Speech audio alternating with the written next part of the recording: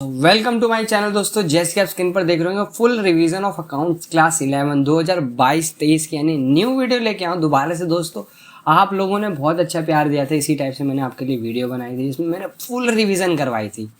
बहुत बच्चों ने बोला कि सर ऐसी ही वीडियोस लेके आए। दोबारा से मैं इसको री अपलोड कर रहा हूँ इतना अच्छे से दोबारा से एक्सप्लेनेशन के साथ।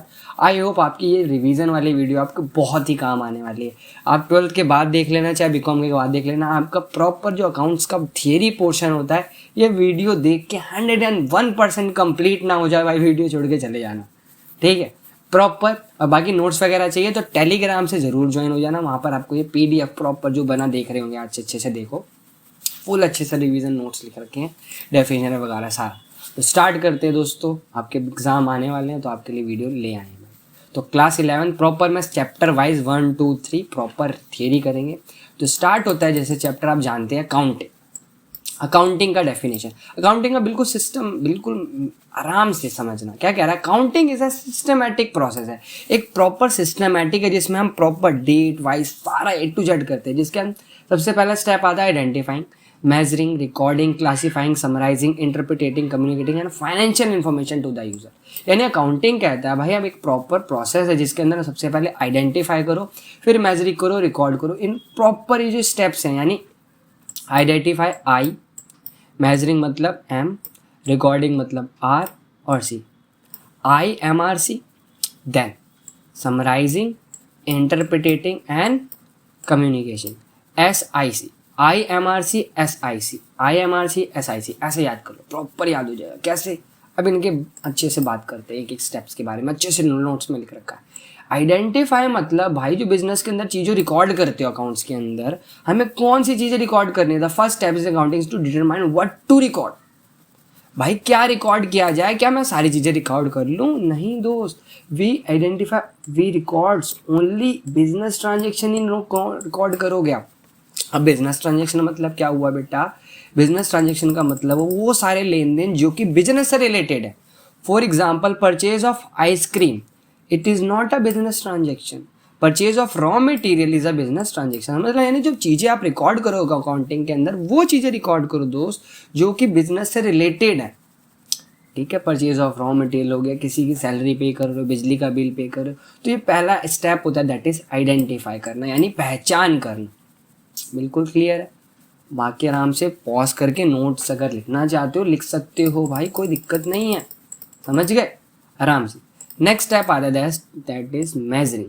मेजरिंग का मतलब आप यहाँ पर हाईलाइट देख रहे होगे नोट्स के अंदर ही, in terms of money. In accounting we record only those transaction which can be measured in terms of money. भाई जो पैसा है जो अकाउंट्स के अंदर, हम पैसे वाली चीज़ों को ही रिकॉर्ड करेंगे, बाकी कुछ नहीं रिकॉर्ड करना। आ रही बात समझ? We records only business transaction and monetary transactions. Monetary transaction मतलब क्या होता है बच्चे? जो कि मनी की ट्रांजेक्शन्स होती है, मनी से related. For example loyalty of staff does not record into the books of accounts. It did not record into books of accounts because it is not a financial transaction, in terms of money नहीं होती। अब वही चीज़ record करोगे business के अंदर जो कि पैसे में मापी जा सकती है, ओनली पैसे वाली ट्रांजेक्शन नोट करते हैं मेजरिंग के अंदर। नेक्स्ट स्टेप आता है बच्चे रिकॉर्डिंग। फाइनली भाई अब इतना सारा कर लिया, आइडेंटिफाई कर लिया, मेजरिंग कर लिया, रिकॉर्ड कर लेता है। Transaction will be recorded in the books of account only if it is considered as economic event, जो हमने देख लिया। We record transaction in journal book या बुक ऑफ अकाउंट जैसे बोला जाता है। एक प्रॉपर बुक होती है फॉर्मेट वाइज जिसके अंदर हम सारी ट्रांजेक्शन जितने भी लेन देन हो रहे हैं एक दिन के अंदर सारे रिकॉर्ड करते हैं, ठीक है। और आपको पता होना चाहिए MCQ पूछने वाला है, तो MCQ प्रिपरेशन करेंगे प्रॉपर अच्छे से आप लोग। प्रॉपर एक वन शॉट लेके आऊँगा पूरी वीडियो में, MCQ कर रहे होंगे चैप्टर वाइज। ये लेके आऊँ वन शॉट थ्योरी का, ऐसी MCQ लेके आऊँगा जल्द ही आपके लिए। बाकी कमेंट करते रहो और बताते रहो भाई क्या क्या चाहिए आपके लिए, ऐसे ही खजाना लाते रहूँगा नए साल का गिफ्ट टाइप में। रिकॉर्डिंग हो गया, रिकॉर्डिंग के अंदर आप फाइनली जर्नल के अंदर रिकॉर्ड कर लोगे। जर्नल बेसिकली क्या होता है? बेसिक एक बुक होती है जिसके अंदर ट्रांजेक्शन रिकॉर्ड करी जाती है। एक नई चीज़ बताने जा रहा हूँ, जर्नल का दूसरा नाम होता है दोस्त डे बुक भी बोला जाता है। जर्नल को क्या बोला जाता है? Day book. लिख लेना, डे बुक, ठीक है। MCQ में पूछ सकता है। डे बुक क्यों बोला जाता है? क्योंकि इसमें हम डेली बेसिस पे ट्रांजेक्शन नोट करते हैं, डेली बेसिस पे रिकॉर्ड करते हैं, that's why this is known as day book. Okay बच्चे ना। क्लासीफाइंग, क्लासीफाइंग का मतलब क्या होता है बच्चे? बांटना, चीज़ों को बांटना। Once the financial transaction are recorded in journal और subsidiary book, all financial transaction are classified. अब भाई इतनी सारी ट्रांजेक्शन होगी, मूव ऑन सो ऑन सबकी, अब उसको क्या कर दो, क्लासीफाई कर दो यार, बांट दो, एक एक पर्सन का सेपरेट अकाउंट बना दो। यहाँ मतलब बेसिकली क्या बना दो, अकाउंट। और अकाउंट को हम क्या कहते हैं, लेजर। यानी एक पर्सन का क्या बना दो, एक एक सेपरेट लेजर बना दो। जैसे मान लो मैं राम से ट्रांजेक्शन कर रहा हूँ, तो राम के जितने भी लेन देन है मेरे से रिलेटेड, वो मैं राम के एक पेज में लिख दूंगा कि भाई राम ने इतना दिया, इतना लिया, ये हो रहा सारा, दैट इज क्लासीफाई। अगला स्टेप आता है बच्चे समराइजिंग। अब यही आप पढ़ रहे होते, आपको बहुत बोर सा लगता, अब वीडियो देखने में बहुत मज़ा सा आ रहा होगा कि भैया तो बड़ी स्टेप में आराम से जल्दी जल्दी बताते जा, तो इसलिए कह रहा हूँ भाई प्रॉपर बने रहे, ऐसी समझ आ जाएगी। समराइजिंग मतलब क्या होता है बच्चे, समराइजिंग मतलब it began with the balance of ledger account and preparation of trial balance with the help of such balance. Summarising के अंदर आप 3 अकाउंट बनाओगे, ट्रेडिंग, प्रॉफिट एंड लॉस और बैलेंस शीट। ये आपको सबकी सारी ट्रांजेक्शन का समरी दे देगा। क्या दे देगा भाई, समरी दे देगा सारी ट्रांजेक्शन। जैसे हमारे बुक के अंदर चैप्टर की समरी होती है छोटे से में, ऐसे ये 3 अकाउंट बना के हम पूरी ट्रांजेक्शन्स का, पूरे साल का समरी ले लेते हैं। Next step it interpreting. Interpreting का मतलब भाई इतनी सारी चीज़ें कर रहे हो, उसको क्या कर लो भाई, प्रॉफिट एंड लॉस चेक करो भाई उसका। हम बिजनेस क्यों करते हैं, बेसिकली हमारे कुछ गोल्स होते हैं फाइनेंशियल्स की, हम जितना पैसा कमाना है, तो एट लास्ट चेक करना प्रॉफिट हुआ या लॉस। लास्ट स्टेप होता है दोस्तों कम्युनिकेशन, यानी भाई जो भी चीज़ें हुई अपने बिजनेस के अंदर उसको भाई यूजर्स को बताना। यूजर्स क्या होते हैं, जो कि बिजनेस से जुड़े होते हैं या बिजनेस को यूज़ कर रहे होते हैं इंटरनली और एक्सटर्नली।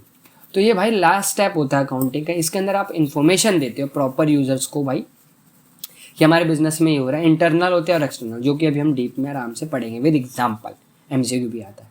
अब यही इसी को हम प्रोसेस ऑफ अकाउंटिंग भी कहते हैं। That first step is identifying, measuring, recording, classifying, then summarising, interpreting और कम्युनिकेटिंग।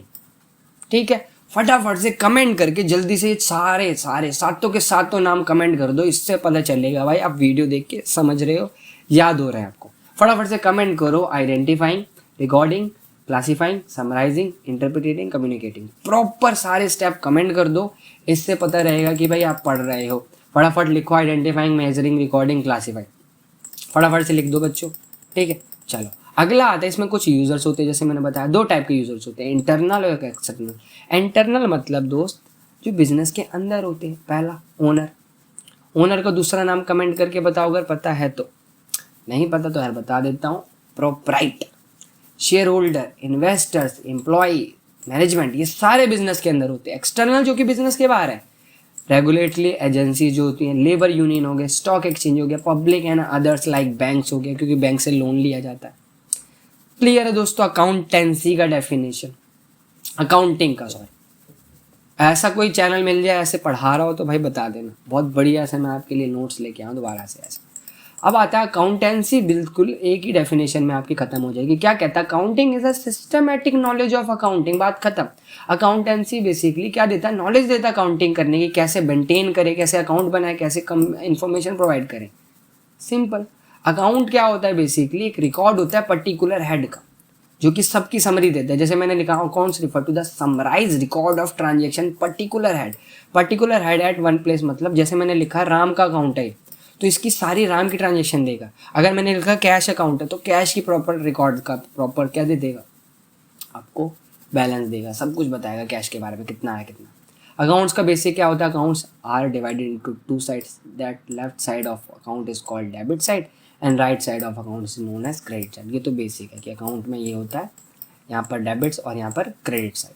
ठीक है, अगला आता है बच्चे दैट इज बुक कीपिंग। बहुत पूछा जाता है बच्चों से पेपरों में, बुक कीपिंग क्या होता है। स्टार्टिंग के जो 4 स्टेप करे आपने, आइडेंटिफाइंग, मेजरिंग, रिकॉर्डिंग, क्लासीफाइंग, ये 4 स्टेप्स ही क्या होते हैं, बुक कीपिंग, बस सिंपल। ये तो यार बहुत हो गया, यही डेफिनेशन होती है। Recording of business transaction is systematic manner is books of account is called book keeping.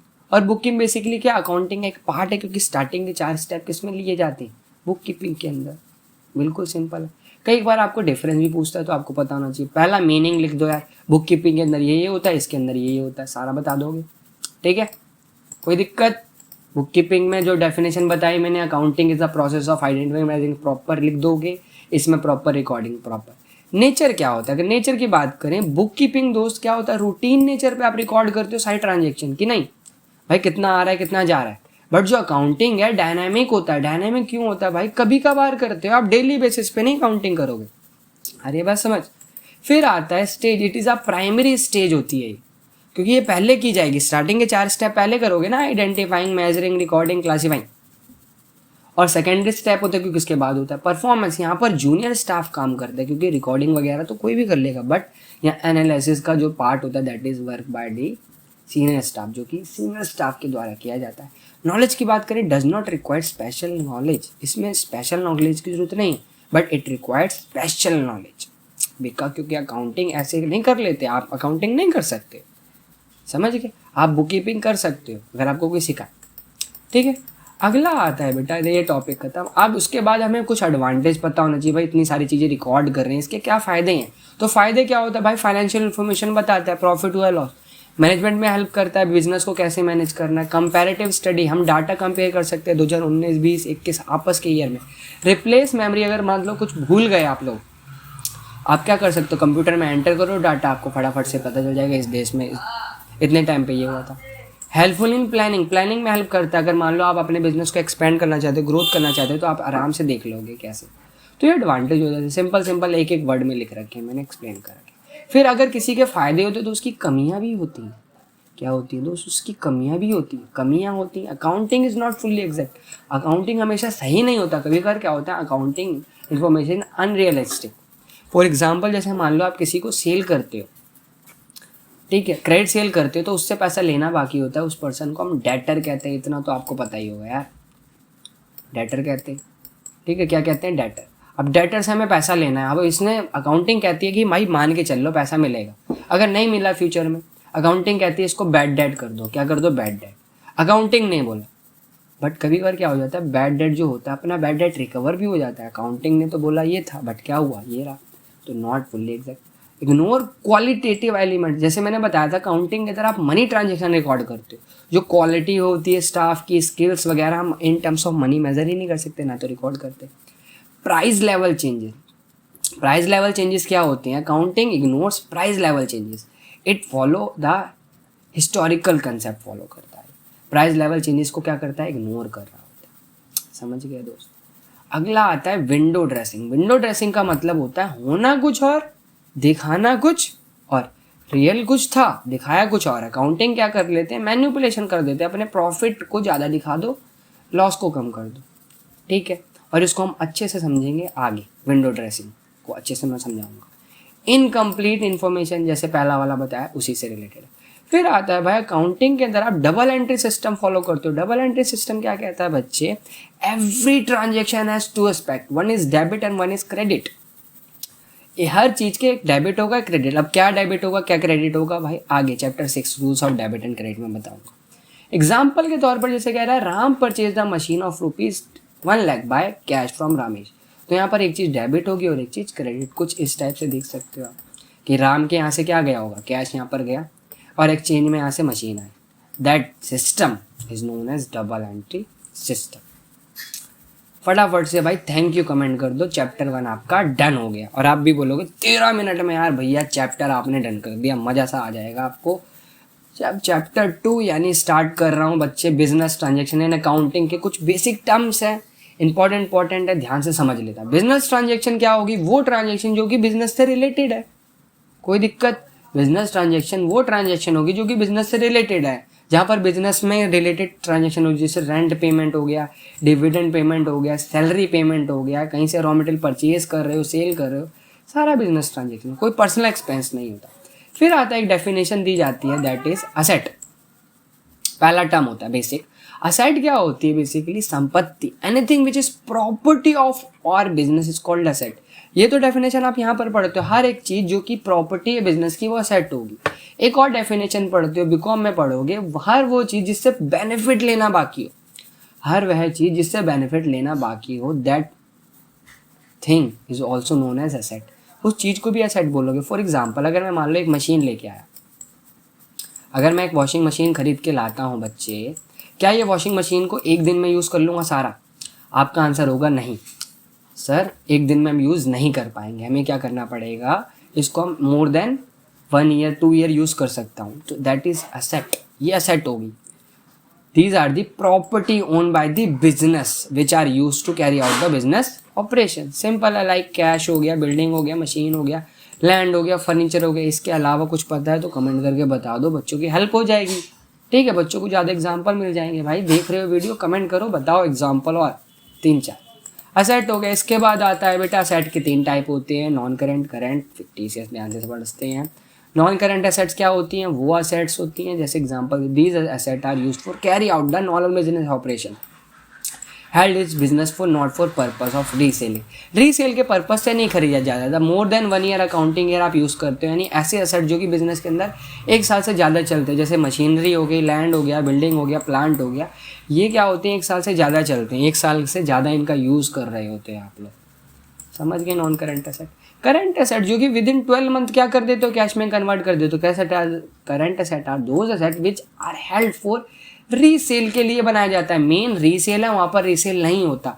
और 1 साल के अंदर, 1 साल अकाउंटिंग ईयर कौन सा होता है? 1 अप्रैल से 31 मार्च, 1 अप्रैल से 31 मार्च, दैट इज अकाउंटिंग ईयर। इस साल के अंदर आप प्रॉपर क्या करते हो? चीज़ें सेटल कर रहे होते हो, that is current asset, resale करना प्रॉपर।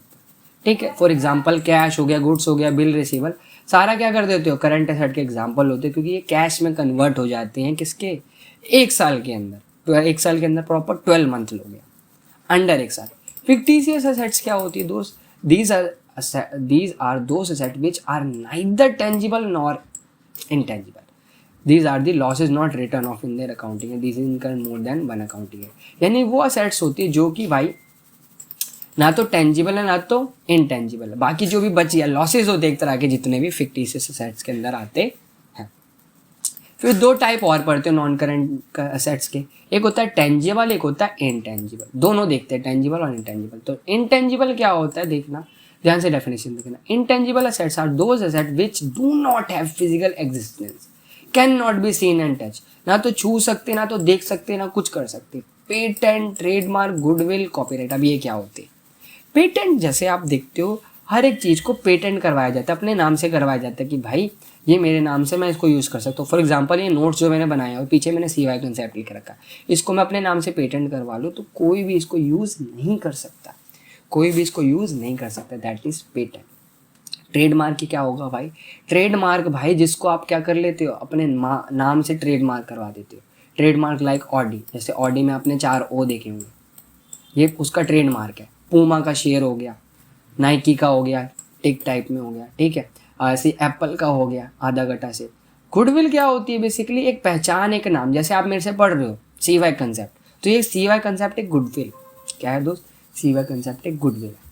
कॉपीराइट मतलब कि किसी चीज़ को अगर आपने लिखा है तो उसको कॉपीराइट अपने नाम से करवा लो, कोई कॉपी पेस्ट ना करे। जैसे फॉर एग्जांपल ये नोट्स मैंने खुद से बनाए एक एक टाइप करके, तो इसको मैं अगर मैं कॉपीराइट करवा लेता तो कोई भी इसको यूट्यूब में दूसरा लोग पर्सन नहीं पढ़ा सकता, ये डेफिनेशन वगैरह यूज़ नहीं कर सकता अगर मैं ऐसे करता हूँ तो।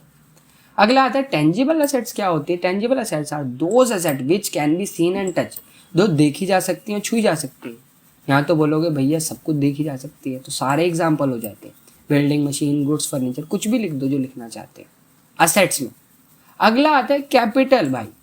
अब ये कैपिटल क्या होता है? सबसे मेन टर्म होती है, it refers to the amount which is invested by the owner on his business. यानी वो सारा पैसा, वो सारी चीज़ जो कि कैपिटल बनी जाएगी, जो ओनर क्या करता है? अपने बिजनेस में इन्वेस्ट करता है, जो ओनर अपने बिजनेस में इन्वेस्ट करता है। यहाँ पर एक फॉर्मूला पढ़ते हो जो कि आगे जाके अच्छे से पढ़ोगे, कि जो कैपिटल बराबर होती है एसेट माइनस लायबिलिटी, या आप कह लो एसेट जो बराबर होती है कैपिटल प्लस लायबिलिटी, कुछ भी बोल सकते हैं। अगला टर्म आता है बच्चे ड्राइंग। ड्राइंग क्या होती है? इसको ध्यान से पढ़ना। ड्राइंग बेसिकली वो अमाउंट होता है जो कि ओनर अपने पर्सनल यूज़ के लिए निकालता है। The amount which is withdrawn by the owner for his personal use known as drawing. वो चीज़ जो कि ओनर अपने पर्सनल यूज़ के लिए लेता है वो ड्राइंग कहलाती है। आ रही बस समझ?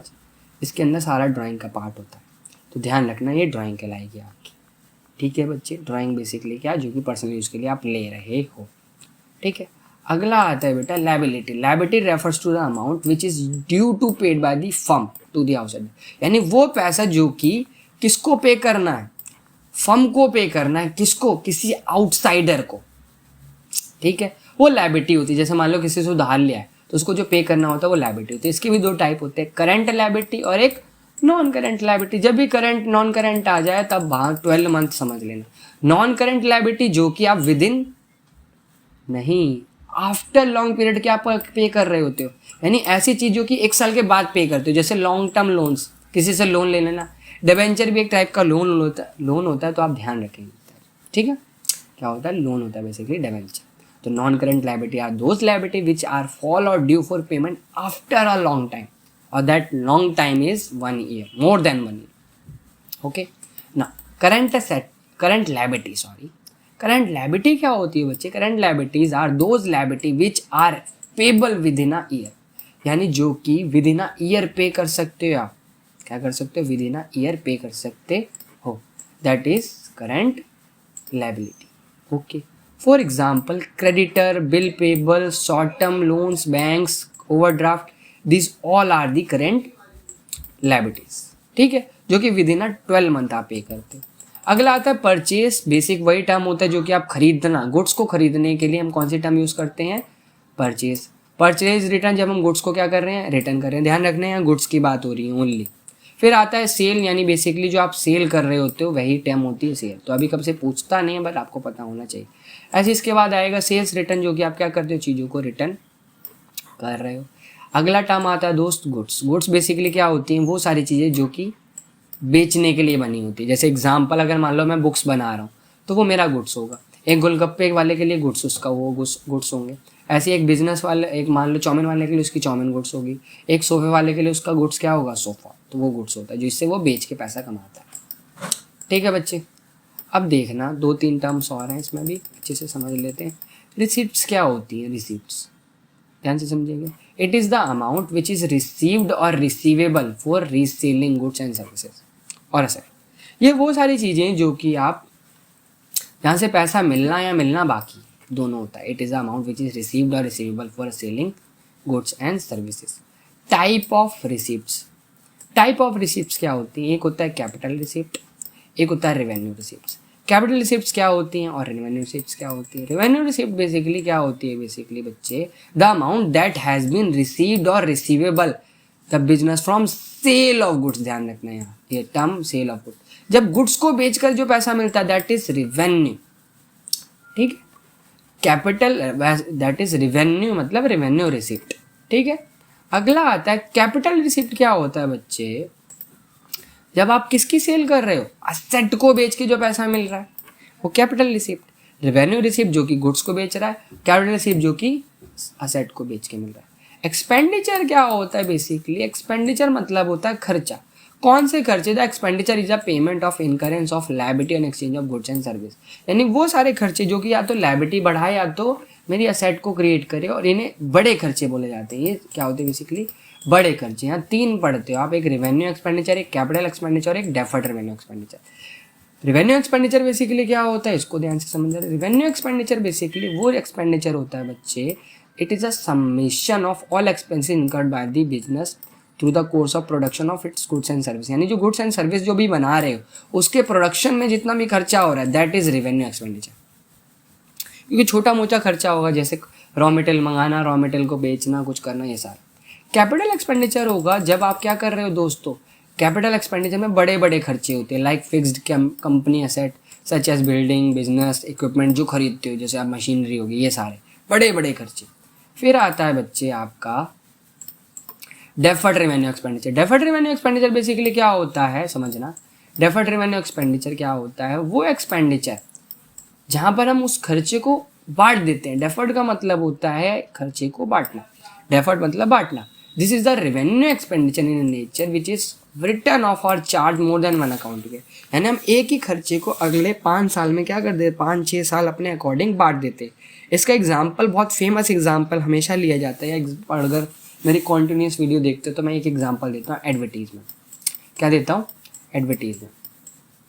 एडवर्टीजमेंट बेसिकली क्या होता है? वो खर्चा, वो चीज़ें जो कि आप करवाते हो अपने बिजनेस में, एडवर्टीजमेंट करवा रहे हो, तो उसमें जो खर्चा होता है उसको हम क्या कर देते हैं? अलग अलग साल में बांट देते हैं, that is revenue, deferred revenue expenditure. Income क्या होता है? वो पार्ट जो कि जिसमें प्रॉफिट इंक्लूड होता है। इसमें एग्जाम्पल होता है इनकम बराबर रेवेन्यू, यानी टोटल इनकम उसमें से घटा दो क्योंकि अपना पैसा भी लगा होता है।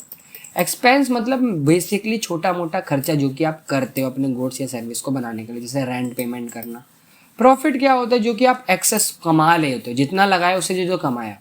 गेन क्या टर्म यूज करते हो, gain is a profit, irregular होता है। इरेगुलर नॉन रिकरिंग मतलब जो कभी कभार होता है। फॉर एग्जाम्पल जैसे बिजनेस में आपने कोई असेट खरीदी, मशीन लेके आए, वॉशिंग मशीन, अब ये 5 साल चलाने के बाद 6 साल चलाने के बाद बेच दोगे, जो पैसा मिला दैट इज गेन।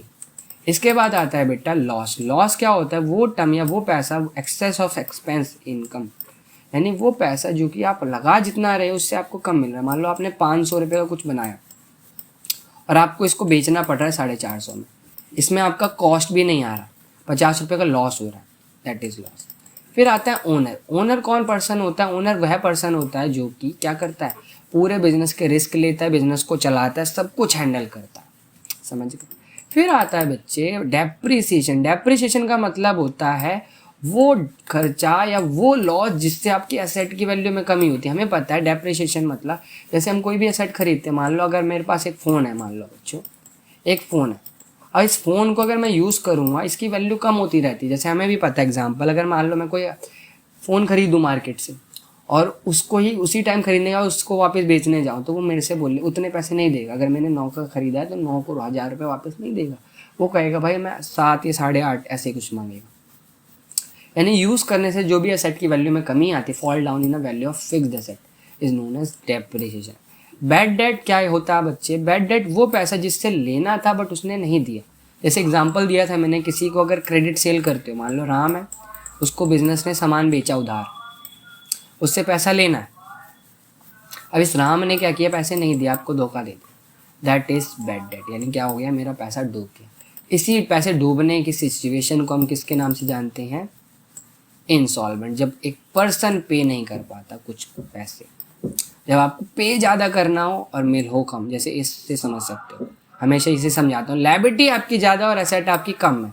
जैसे आप अगर आपने पिक्चर देखी हो गजनी वाली, जिसमें उसको सब कुछ देना पड़ता है, इवन अपनी रॉयल एक्स की घड़ी भी देनी पड़ती है, वो सिचुएशन होती है उसकी इनसॉल्वेंट। यानी उसको पे बहुत ज़्यादा करना होता उसके पास बहुत कम है। सॉल्वेंट सिचुएशन जहाँ पर आप पे करने के कैपेबल हो, जहाँ पर आपकी एसेट्स लायबिलिटीज इक्वल होती है, पे कर सकते हो। एंटिटी बेसिकली क्या होती है, एंट्री यानी जो कि आप चीज़ें रिकॉर्ड करते हो, जो एक एक ट्रांजैक्शन लेन देन हो रहा है। अकाउंट मैंने आपको समझा दिया था ऊपर, एक समरी होती है, ट्रांजैक्शन रिकॉर्ड करते हो जिसमें सारी ट्रांजैक्शन। वाउचर बेसिकली क्या होता है, एक एविडेंस होता है हर एक बिजनेस ट्रांजैक्शन का। जैसे आप देखते हो अगर मैगडी वगैरह से आप सामान लेते हो तो वहाँ पर आपको कैश मेमो टाइप एक रिसिप्ट दे दी जाती है जो कि बताती है, एविडेंस करती है, इसमें सब कुछ डिटेल होता है कि आपने इतने का लिया। रिबेट का मतलब क्या होता है बच्चे, रिबेट का मतलब होता है बेसिकली जो छूट देते हो आप बिजनेस में, चीज़ें क्या देते हो, छूट वगैरह देते हो, दैट इज़ रिबेट। ठीक है, ये आपके बेसिक टर्म्स हो गए जो कि आपको पता होने चाहिए से। ठीक है, इसके बाद आता है ट्रेड रिसीवेबल, ट्रेड पेबल। ये देख लो, ट्रेड रिसीवेबल का मतलब होता है वो पैसा, वो अमाउंट जो कि आपको लेना है। ट्रेड पेबल वो अमाउंट जो कि पे करना है। और किसको पे करना है, किसको लेना, ध्यान रखना, फर्म को। किसको, फर्म को। ये चैप्टर 2 बच्चे आपका हो गया डन। डिस्काउंट भी देख लो यार, देख लो डिस्काउंट, ट्रेड डिस्काउंट होता है, कैश डिस्काउंट। ट्रेड डिस्काउंट जो कि पोस्टर वगैरह में आप देखते हो 50% ऑफ, 20% ऑफ, और कैश डिस्काउंट जो कि उसके बाद आप करवाते हो। कैश डिस्काउंट वो होता है जो कि आप बाद में देते हो, जैसे पेमेंट हुई 540 तो आपने 500 रुपये पे करे। ठीक है, यहाँ से स्टार्ट होता है बेटा chapter 3 accounting principle. I hope आपने पार्ट 1 के अंदर प्रॉपर मैंने चैप्टर 1 और चैप्टर 2 करवा दिए। जैसे आप देख रहे हो आधे घंटे की ऑलमोस्ट वीडियो हो गई है। पार्ट 2 लेके आऊँगा, यहाँ से आगे थ्योरी करवा दूंगा फटाफट से। ज़्यादा बड़ी वीडियो बनाने का कोई फ़ायदा नहीं, क्योंकि बच्चे बोर हो जाते हैं। हम आपके अकॉर्डिंग चलते हैं, तो आप जैसे बोलेंगे वैसे ही करेंगे। नेक्स्ट पार्ट में हम चैप्टर 3 से कंटिन्यू करेंगे। आई होप आपको बहुत पसंद आई होगी वीडियो। शेयर करें दोस्तों के साथ यार, और 100 लाइक का हम मान के चल रहे हैं, आप ज़्यादा करवाएंगे, आई नो। मिलते हैं दोस्त, bye bye and take care. खूब मन लगा के पढ़ो भाई।